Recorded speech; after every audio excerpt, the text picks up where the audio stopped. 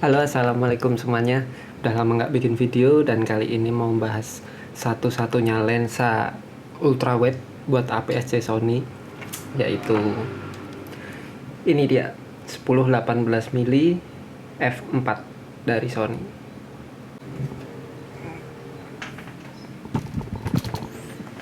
Oke, jadi dari Sony sendiri untuk APS-C, jajaran lensa APS-C-nya dia punya ultrawide itu cuma satu, yaitu ini Sony ini 10-18 di diafragma 4 atau bukaan 4. Jadi dia bukan yang ultra fast atau yang bener-bener bisa sampai buat low light. Cuman kan kembali lagi ke kebutuhan ultrawide, rata-rata kebanyakan dipakai untuk landscape ataupun cityscape atau interior yang butuh bukaan yang cenderung lebih kecil atau f, biasanya pakai 56 sampai 8. Jadi lensa ini cocok banget buat kalian yang nyari ultrawide untuk kebutuhan tersebut. Nah, untuk kebutuhan ultrawide sendiri di Sony APS-C itu nggak cuman Sony sebenarnya ya, ada third party kayak Samyang misalnya, dia ada 12 mili, support AF juga, dan bahkan bukaannya lebih gede. Terus ada Laowa 9 mm tapi dia manual dengan range harga yang mungkin mirip-mirip ya. Dan Sony ini bandrol harga barunya itu sekitar 8, sekian, hampir 9 juta. Tapi kalau kalian cari second, itu kalian mungkin bisa dapet di sekitar 5,5 sampai 6,5 juta atau mungkin sampai 7 juta kalau kondisinya bener-bener min seperti baru. Dan sekarang kita ngomongin soal spesifikasi lensa ini secara singkatnya aja ya. Dia range focal length-nya dari 10 yang wide banget sampai ke 18 dengan bukaan diafragma itu dari 4, terbesarnya di 4. Jadi bukan yang low light monster banget, cuman cukup lah kalau untuk lensa ultrawide seperti ini. Dengan filter dia pakai ukuran 62 tuh. Dan dia memiliki desain yang sedikit berbeda ya dibanding umumnya lensa Sony. Jadi kalau biasanya kan ketika kita di paling lebar itu lensanya gini ya, pendek. Tapi pas kita zoom dia akan memanjang. Kalau ini kebalikan, justru di 18 milinya dia paling pendek, ketika kita pakai ultrawide-nya dia akan maju sekitar hampir 1 cm. Nah, tapi majunya ini bagusnya ketika kita pasang hood, dia pergerakannya itu di dalam, jadi nggak sampai keluar ke hoodnya, jadi tetap keproteksi kalau kita pakai hoodnya. Nah, kenapa aku beli lensa ini sebenarnya kemarin, karena akhir-akhir ini kan jobku kebanyakan di properti interior seperti itu ya, jadi aku butuh bener-bener yang lensa wide banget. Dan opsinya itu tadi antara Sony 10-18, Samyang 12 mili atau Laowa 9 mili. Cuman karena aku lebih cenderung pakai gimbal dan sendirian, nggak ada kru, nggak ada yang bantu, jadi autofocus jadi pertimbangan utamaku. Autofocus kan berarti di pilihannya ada 2, di Samyang atau di Sony ini. Nah, kenapa akhirnya aku milih Sony ini? Yang pertama karena memang focal length-nya dia lebih lebar dibanding Samyang 12, ini 10. Terus dia juga bisa di zoom sampai 18 mili. Jadi nggak yang benar-benar ultra wide aja yang aku dapat, tapi bisa sampai yang wide biasa seperti lensa kit. Terus kenapa aku pilih yang Sony ini? Karena meskipun dia f4, karena kebutuhanku lebih ke interior properti yang pasti aku butuh di bukaan, umumnya aku pakai di 8. Jadi bukaan yang ultra lebar itu aku nggak bener-bener butuh.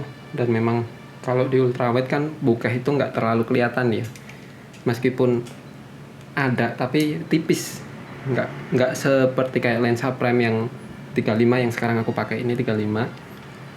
Jadi tetap 4 itu bukan masalah gede buat lu, masih kepake lah. Terus lensa ini sebenarnya nggak cuman buat landscape, nggak cuman buat interior properti gitu ya, tapi dia bagus juga buat portrait. Nanti tak kasih contohnya mungkin seperti ini. Nah, buat portrait seperti ini pun dia bagus, karena apalagi kalau kalian pengen ngambil backgroundnya biar kelihatan juga di foto seperti itu luas, dan buat biar bikin modelnya lebih terkesan lebih tinggi ya, seperti ini. Biasanya kepake juga ultrawide, banyak kok fotografer yang nggak cuman pakai lensa prime tapi juga pakai ultrawide juga, seperti ini masih bisa gitu.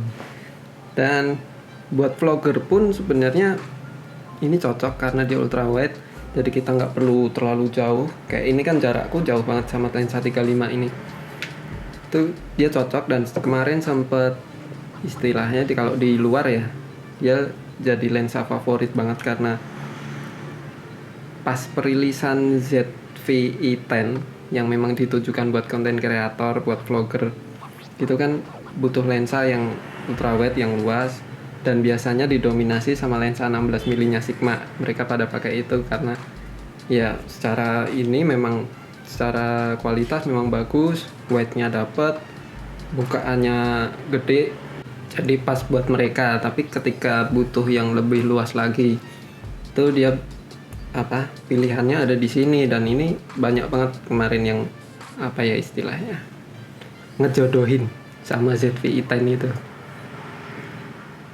Nah, langsung aja tak kasih contoh, ini tak pasang ke kamera sini buat vlognya itu seperti apa. Langsung yuk. Nah, ini udah pakai lensa 10-18 nya di f4 ya. Udah kerasa kan lebarnya. Ini baru di 18 mm nya. Kita ganti ke 10 mm. Set. Nah, selebar ini coy. Luas banget kan, jadi kelihatan semuanya tuh. Oke. Dan ini tadi jarak kalau tanganku lurus ya. Nah, ini kalau kondisi normal dan agak nekuk tangannya seperti ini buat ngevlog nih di 10 mili, dan ini di 18 milinya. Gimana? Wide banget kan? Cocok banget buat ngevlog, dan bahkan sampai sedekat ini pun dia masih fokus. Padahal ini jarakku paling nggak nyampe 10 cm ke lensa, ke hood. Ya, masih oke banget kan? Jadi recommended sebenarnya lensa ini buat kalian yang mau ngevlog atau buat apapun lah kebutuhan kalian yang memang butuh lensa ultrawide. Dan ini di f4 pun dia nggak gelap, exposure-nya masih dapet, masih normal. Dan ya memang sih nggak bisa sebokeh itu, nggak bisa sebokeh kayak Sigma 16 mm f1.4 segala macam, tapi ya seperti inilah. Kalian kan kadang kalau ngevlog juga perlu buat nunjukin ke viewers kalian apa yang di belakang kalian, apa yang terjadi di belakang kalian, seperti itu. Jadi gimana menurut kalian? Oke nggak lensa ini? Oke, tulis pendapat kalian tentang lensa ini di kolom komentar. Terus apa kalian suka atau enggak, atau mungkin ada opsi yang lebih baik menurut kalian? Terima kasih sudah nonton. Jangan lupa di subscribe kalau suka, jangan lupa di like, di share juga ke teman-teman kalian biar semuanya tahu tentang lensa ini. Terima kasih, dah.